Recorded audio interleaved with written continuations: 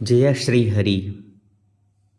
क्या आपने कभी गौर किया है, जब हम किसी मस्जिद में जाते हैं तो वहाँ कितना अनुशासन और शांति होती है। किसी चर्च में जाइए, देखिए कितने प्रेम और श्रद्धा से सब प्रार्थना करते हैं। किसी गुरुद्वारे में जाइए, सेवा व्यवस्था का ऐसा अद्भुत उदाहरण देखने को मिलता है कि मन भाव विभोर हो जाता है। किसी बौद्ध स्थल पर जाइए, वहाँ के वातावरण में करुणा, दया और विनम्रता भरी होती है। लोग खुद पीछे रह जाते हैं ताकि दूसरे आगे बढ़ सकें। लेकिन अब एक प्रश्न खुद से पूछिए, जब हम मंदिर जाते हैं, जब हम पूजा, भजन, कीर्तन, ध्यान या प्रवचन में बैठते हैं तो हमारा मन क्यों नहीं लगता? कभी नींद आती है, कभी जम्हाई, कभी इधर उधर देखते हैं, कभी भजन के बीच में हठी ठिठोली, हंसी मजाक शुरू हो जाता है। क्या यही करने हम मंदिर जाते हैं? बिल्कुल नहीं। हम सभी चाहते हैं कि हमारा मन भक्ति में लगे। हमने प्रयास भी किए होंगे पर सफलता नहीं मिली। कोई बात नहीं, आज मैं आपको दो सरल और प्रभावशाली तकनीकें बताने जा रहा हूँ, जिन्हें अपनाने के बाद आपकी पूजा, भजन, ध्यान, प्रवचन या हवन सब में आपका मन स्वयं ही लगने लगेगा। पहली तकनीक है दृश्य ध्यान। क्या कभी आपने गौर किया है, जब कोई अपना प्रिय व्यक्ति दूर चला जाता है तो हम उसका चेहरा, उसकी मुस्कान, उसकी आवाज़ सब कुछ मन में याद कर लेते हैं। वह हमारे सामने न होते हुए भी हमारे दिल और दिमाग में सजीव हो जाता है। यही कला विजुअलाइजेशन कहलाती है और यही भक्ति का पहला सोपान, पहला कदम, पहली सीढ़ी भी है।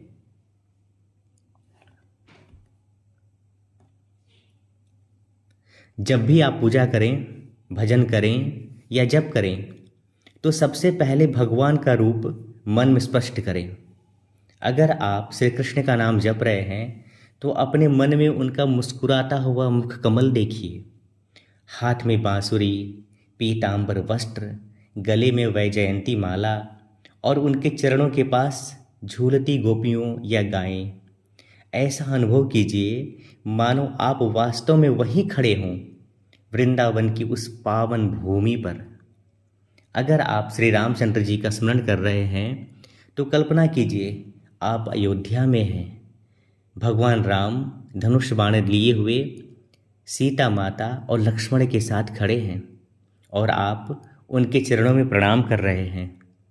उस क्षण में बस एक ही भावना रखें, हे भगवान, मैं आपके सामने हूँ और वे मुझे देख रहे हैं। बस यही क्षण ध्यान बन जाता है। जब रूप और नाम एक हो जाते हैं तो मन स्वयं केंद्रित हो जाता है।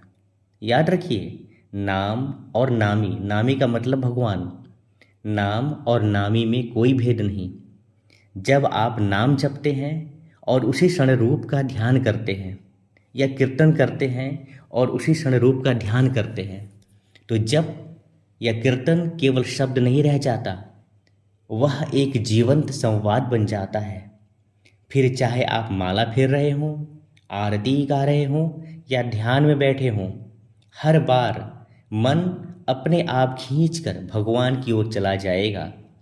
यह वही तरीका है जिससे सूरदास जी ने, मीराबाई जी ने, तुलसीदास जी ने और महान भक्तों ने भगवान को देखा था, महसूस किया था और उनके साथ जीवन व्यतीत किया था। आप भी ऐसा कुछ कर सकते हैं। बस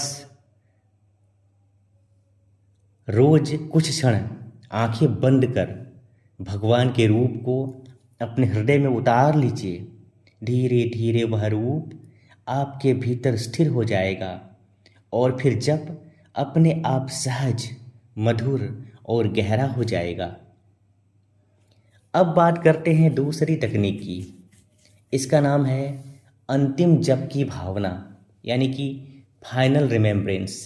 जब भी आप भगवान का नाम लें तो एक क्षण रुकिए, आंखें बंद कीजिए और यह भावना मन में जगाइए, शायद यह मेरा जीवन का अंतिम क्षण है, शायद यह मेरा अंतिम जप है।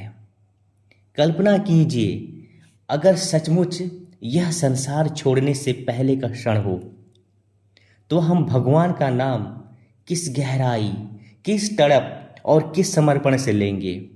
ना कोई दिखावा, ना कोई द्वंद्व, ना कोई विचार, सिर्फ भगवान और मैं। उस क्षण में ना कोई चिंता रहती है, ना कोई अभिमान, ना कोई भय, बस एक प्रार्थना रहती है, हे प्रभु, बस आप ही मेरी शरण हैं। अगर आप इस भावना के साथ हर बार जपेंगे, जप करेंगे तो देखिएगा, हर नाम, हर मंत्र, हर उच्चारण आपके हृदय को भीतर तक भिगो देगा।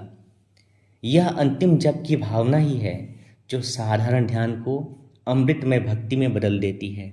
यह वह भावना है जो हमारे भीतर मरण की नहीं, मोक्ष की तैयारी करवाती है। हर जप में यह सोचिए, शायद यह मेरा अंतिम अवसर है प्रभु को पुकारने का। और जब ऐसा भाव आएगा तो आपका मन कभी भटकेगा नहीं, बल्कि सीधे भगवान के चरणों में टिक जाएगा। लेकिन याद रखिए,